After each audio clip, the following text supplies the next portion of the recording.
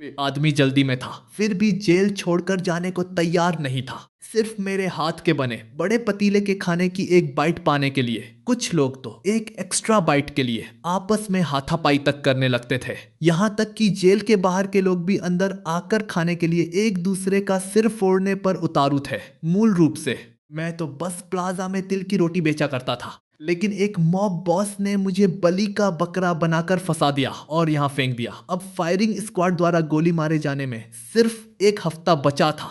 अभी मैं दुख और गुस्से से भरा ही हुआ था कि जेल गार्ड का कैप्टन मुझे पूछताछ वाले कमरे में ले गया और मुझे कैदियों के लिए खाना बनाने का हुक्म दिया। लेकिन सिर्फ रोटी बनाना जानने से मैं ड्रैगन किंगडम में शेफ तो नहीं बन जाता।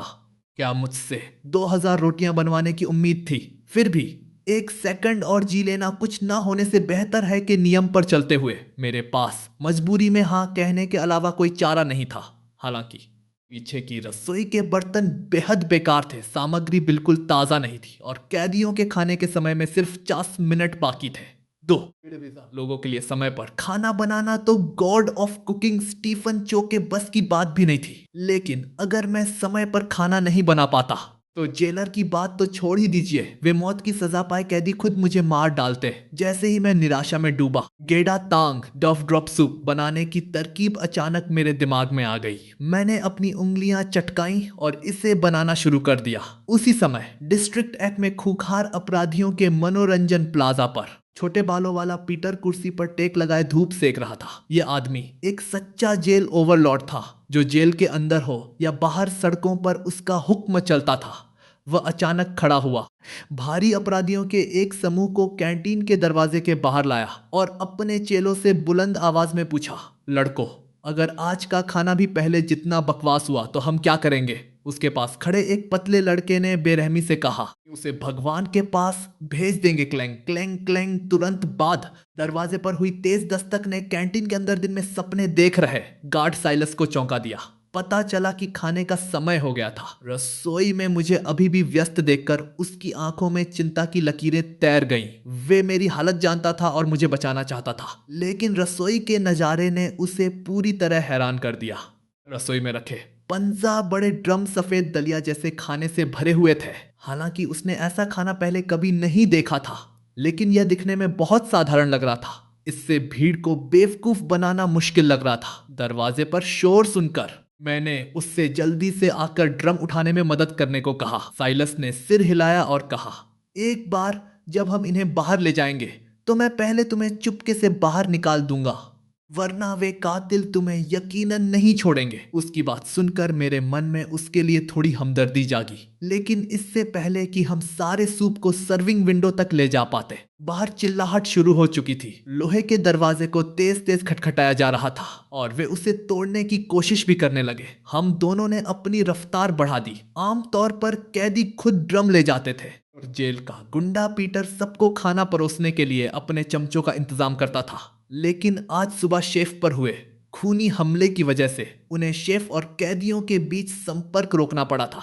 सब कुछ तैयार करने के बाद साइलस ने रसोई के पिछले दरवाजे पर ताला लगा दिया, दूसरा रास्ता लिया और कैंटीन का दरवाजा खोलने से पहले मुझे सेल नौसी में ले आया। पीटर लेदर जैकेट पहने, मुंह में सिगार दबाए धीरे धीरे अंदर आया। उसके चमचे आदर के साथ उसके पीछे चल रहे थे। पीटर ने सर्विंग विंडो की तरफ देखा। साइलस, नया शेफ कहाँ है? साइलस ने बिना डरे कहा।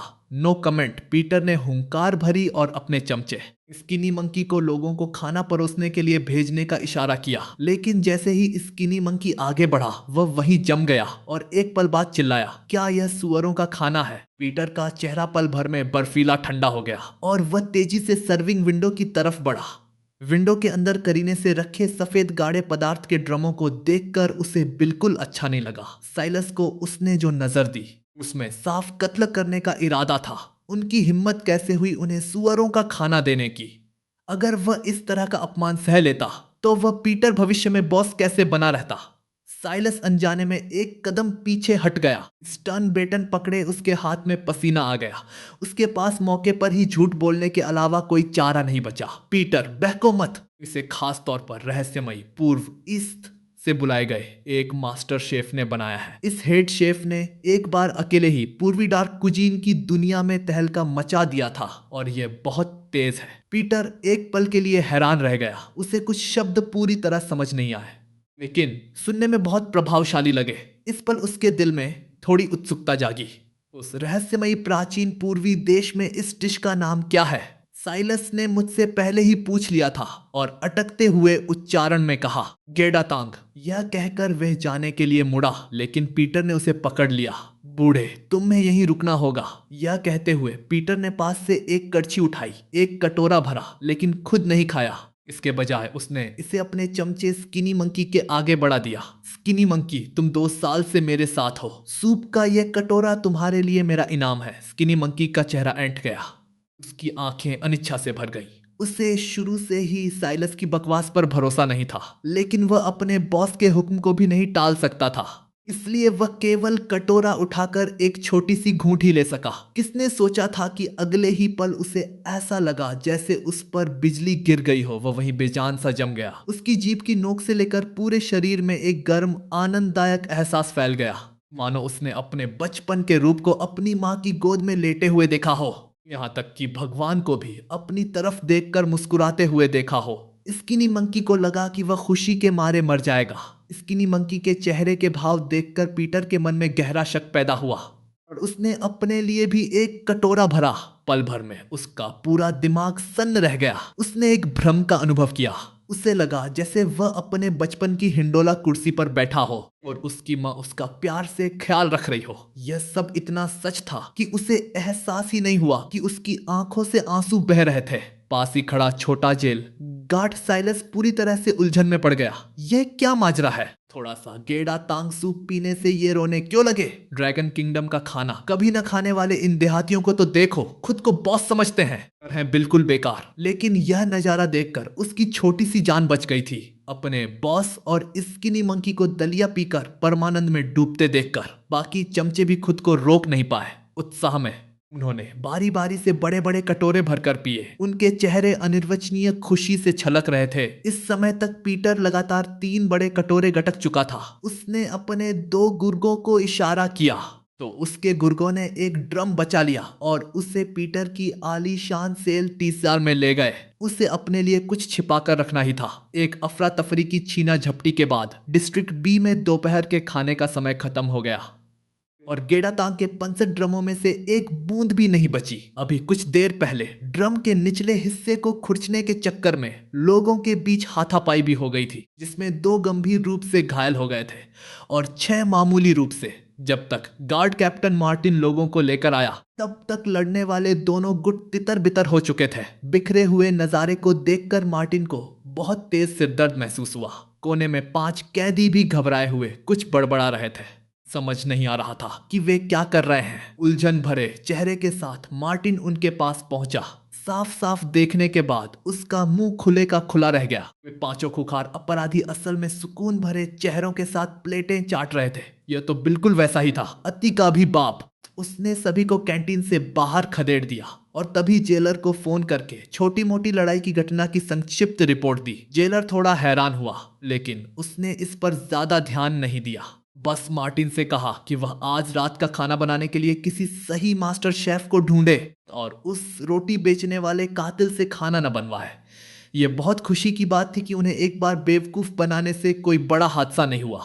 मार्टिन ने जबानी तौर पर कोई बात नहीं कह दिया, लेकिन मन ही मन गालियां दे रहा था।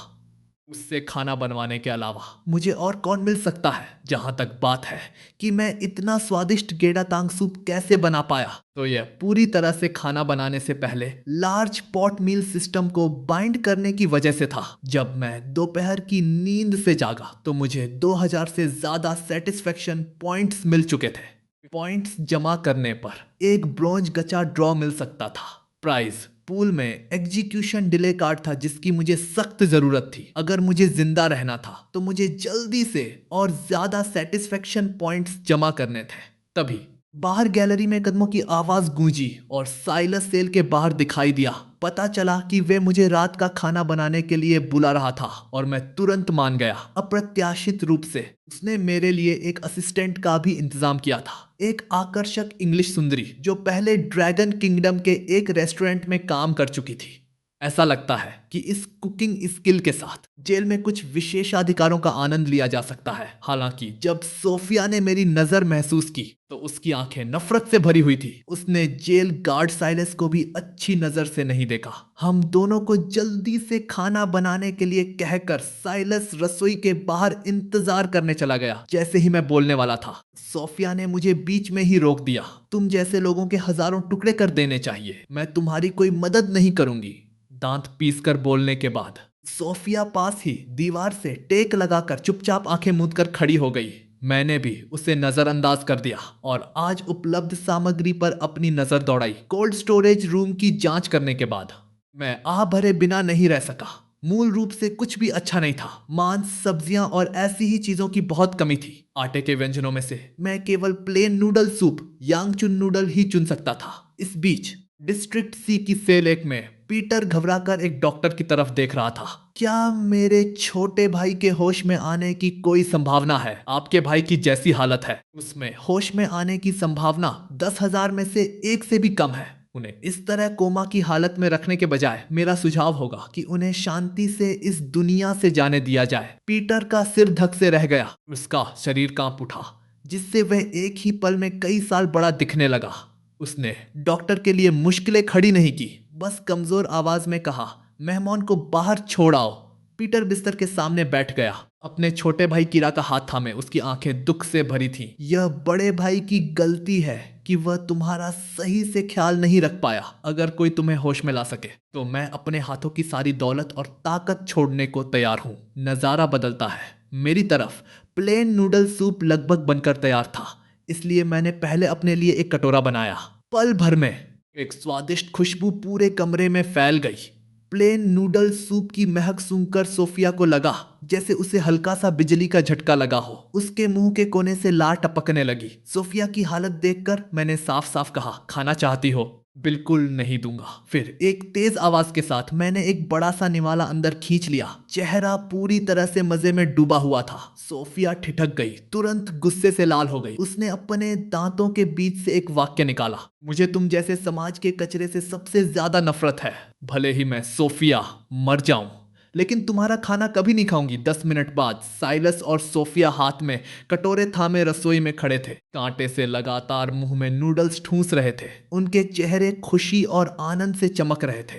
साइलस को आखिरकार समझ आ गया कि दोपहर में वे कैदी खाने पर क्यों लड़े थे। यह खाना हद से ज्यादा स्वादिष्ट था। उसके दिल में मेरे लिए इज्जत जाग उठी। रात के खाने का समय होने से पहले ही कैंटीन के बाहर एक लंबी लाइन लग चुकी थी और लोहे का दरवाजा क्लैंग क्लैंग खटखटाया जा रहा था। यह देखकर कि मैंने सब कुछ संभाल लिया है, साइलस ने एक सहकर्मी से सोफिया को वापस ले जाने को कहा। जाते समय सोफिया कुछ बोलने में हिचकिचाई, शायद पास खड़े आदमी की वजह से कुछ कहने में शर्मिंदा महसूस कर रही थी। साइलस फिर कैदियों को कैंटीन में ले आया। आज रात जो आदमी अंदर आया वह पीटर नहीं बल्कि स्किनी मंकी था।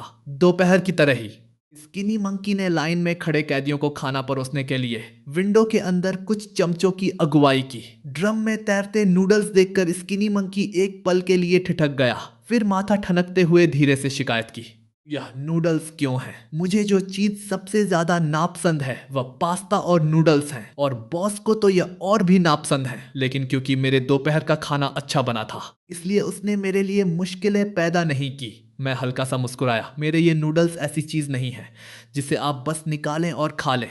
इन्हें मेरे द्वारा खुद तैयार किए गए हाई टेम्परेचर सूप बेस के साथ मिलाना पड़ता है। यह कहते हुए मैंने पास ही रखे बड़े थर्मल ड्रम का ढक्कन उठा दिया। पल भर में एक स्वादिष्ट खुशबू भाप के साथ थर्मल ड्रम से बाहर निकली, जो तेजी से पूरी कैंटीन की तरफ फैल गई। खुशबू से टकराते ही सब कांप उठे। मुंह से बेकाबू होकर लार बहने लगी। भाई स्किनी मंकी, जल्दी से परोसना शुरू करो। भाई लोग अब और बर्दाश्त नहीं कर सकते। स्किनी मंकी को कोई जल्दी नहीं थी। वह 2 कदम आगे बढ़ा, थर्मल ड्रम के अंदर देखा और खुशबू से मंत्रमुग्ध होने के बाद जल्दी से बॉस को भेजने के लिए 5 हिस्से पैक करवाए। उसके बाद ही कैदियों को परोसना शुरू किया। इस बीच डिस्ट्रिक्ट सी की सेल में बड़ा बॉस अपने भाई की हालत की वजह से मन ही मन झल्ला रहा था। तभी ब्राउन 2 चमचों के साथ एक थर्मल ड्रम उठाकर लंगड़ाता हुआ अंदर आया, क्योंकि उन्हें डर था कि देरी करने से खाने का स्वाद खराब हो जाएगा। इसलिए वे प्रवेश करने से पहले अनुमति लेने का नियम भूल गए, जिसके नतीजे में पीटर ने उन्हें सख्त डांट पिलाई। वे तीनों मारे डर के कांपने लगे। उनके दिल धक धक कर रहे थे। जब यह पता चला कि रात के खाने में noodle dish plain noodle soup है, तो पीटर ने मेज पर जोर से हाथ मारा और बर्फीली आंखों से ब्राउन की तरफ देखा। ब्राउन जल्दी से घुटनों के बल बैठ गया।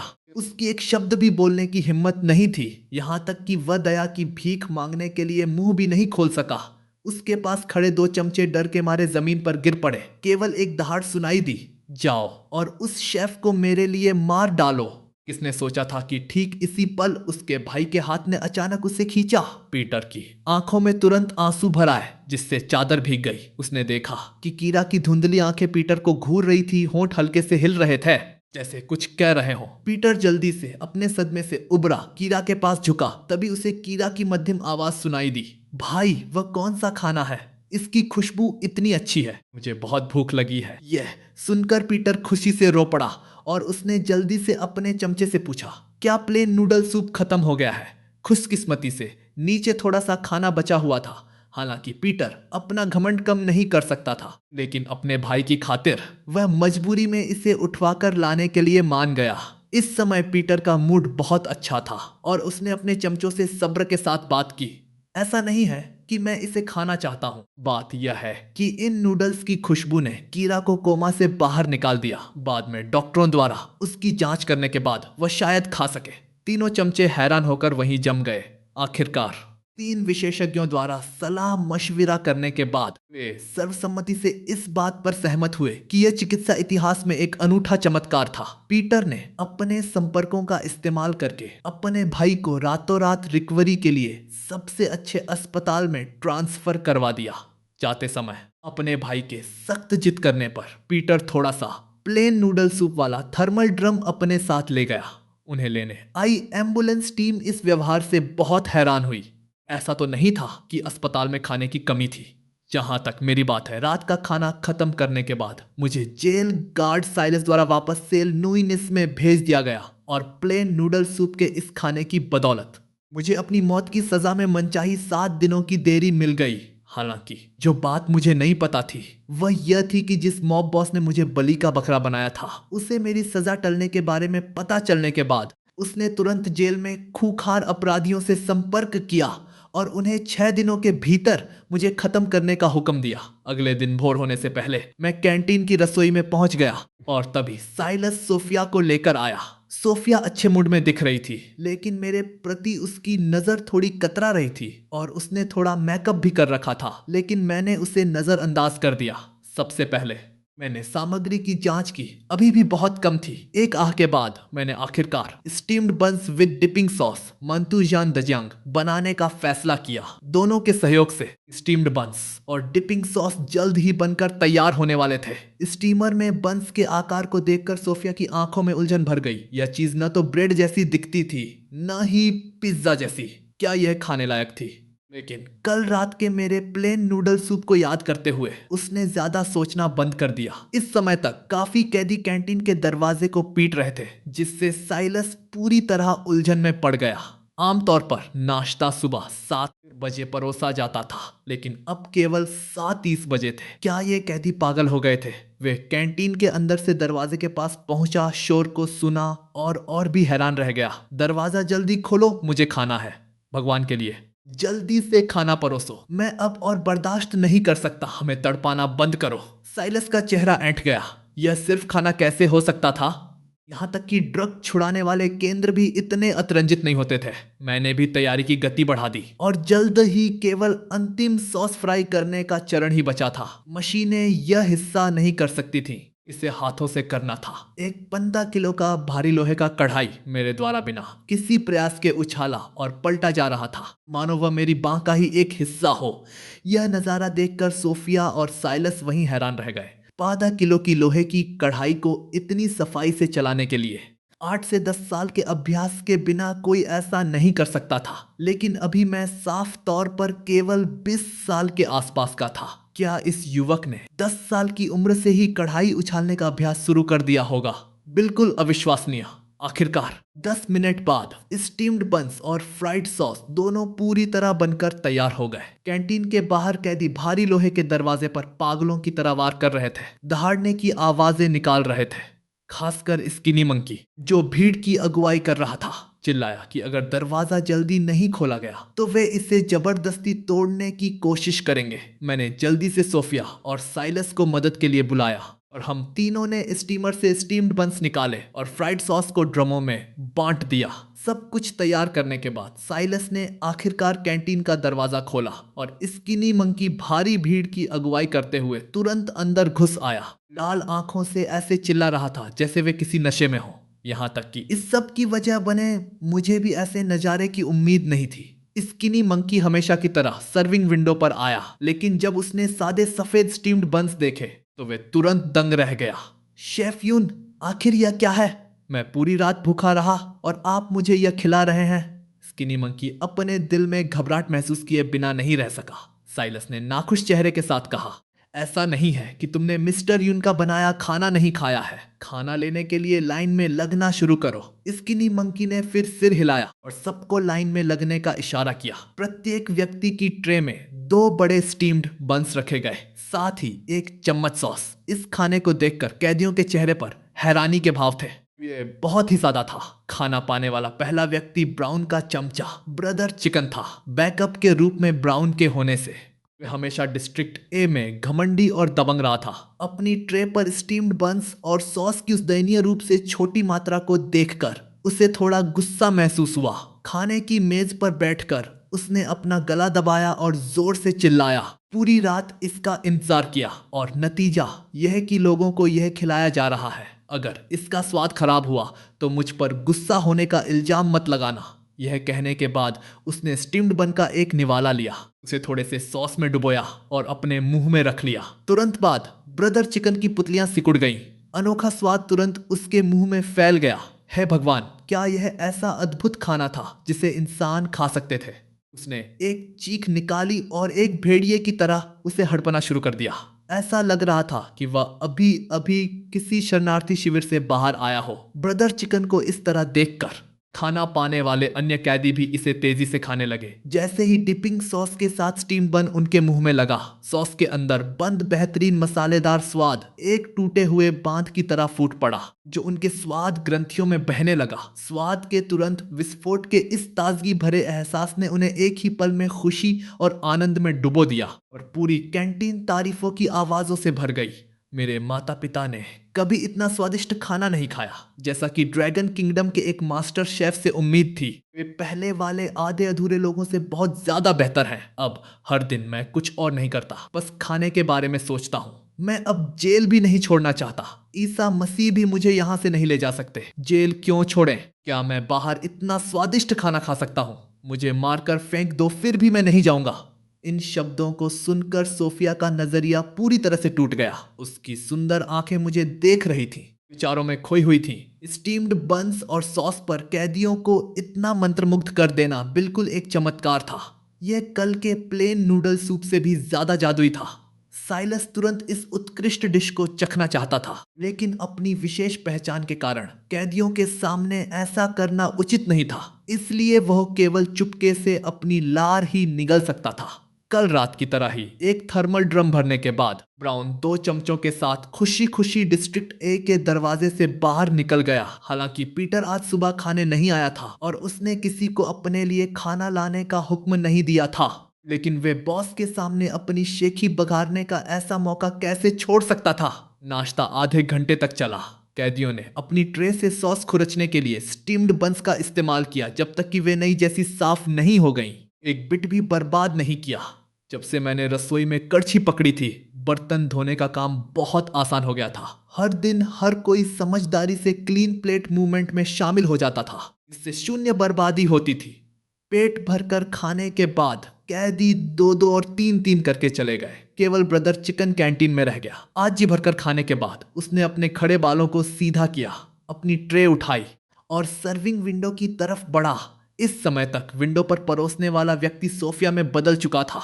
सुंदरी, मुझे 2 और स्टीम्ड बंस और 1 चम्मच सॉस दो। सोफिया ने अपने पीछे खाली थर्मल बॉक्स को देखा और परेशान चेहरे के साथ कहा, स्टीम्ड बंस सब खत्म हो गए हैं। इसके अलावा तुम्हें लगातार 4 बार खाना मिल चुका है। क्या तुम्हें यकीन है कि तुम अभी भी खा सकते हो? ब्रदर चिकन ने चुटकी ली। नाटक बंद करो। तुम रसोई के लोग हमेशा अपने लिए कुछ बचाना पसंद करते हो। जल्दी से इसे बाहर लाओ। मुझे अपना आपा खोने पर मजबूर मत करो। सोफिया ने बस अपने हाथ बांध लिए और उसे पूरी तरह से नजरअंदाज कर दिया। ब्रदर चिकन की आंखें तुरंत गुस्से से भर गईं और उसने हिंसक रूप से ट्रे को पकड़ा और बाहर फेंक दिया। सोफिया ने एक तरफ होकर इसे आसानी से चकमा दे दिया। ट्रे उसके पीछे की दीवार से तेज धमाके के साथ टकराई। ब्रदर चिकन और भी ज्यादा गुस्सा हो गया और सर्विंग विंडो के पीछे वाले कमरे में आक्रामक रूप से घुस गया। लेकिन जब उसने सोफिया के रूप और शरीर को साफ तौर पर देखा तो वह जम गया।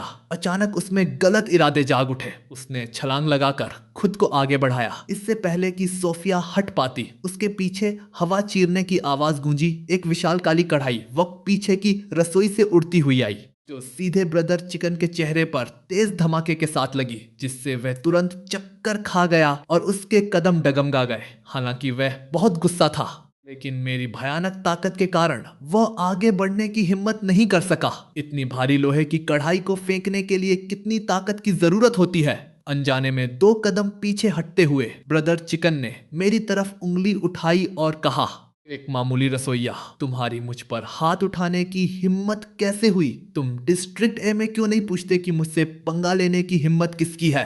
बस तुम इंतजार करो। बोलने के बाद ब्रदर चिकन ने अपना आधा चेहरा ढका और कैंटीन के बाहर की तरफ तेजी से निकल गया।